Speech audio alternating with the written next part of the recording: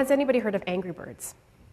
Yes, I hope so. Okay, so Angry Birds has been deemed as one of the most successful mobile apps in the world of our time. Okay, so the point of inception was 2010, 2011, and very quickly rose to 263 million users, active users, valued at $3 billion. $3 billion for a mobile app. But what we don't hear about is that it took Angry Birds 51 unsuccessful attempts before they made it. Right? We don't hear about that. 51 unsuccessful attempts before they got it right.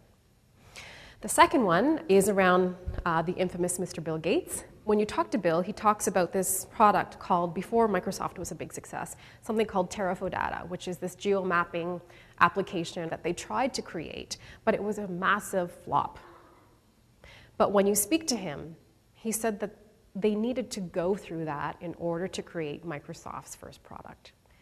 So, you know, we talk about failing, we talk about experimentation, there really is a power. So when you're talking about building a culture, an environment of entrepreneurship, absolutely critical to allow your people to ideate, to think about how to do things differently. And we need to, as leaders, sort of embrace that. So it's really around building this environment of being flexible and forgiving, but again, within an environment that's, you know, I'm talking about a controlled environment, allowing for innovation, allowing for that trial, allow people for experimentation, but not penalizing people for failing.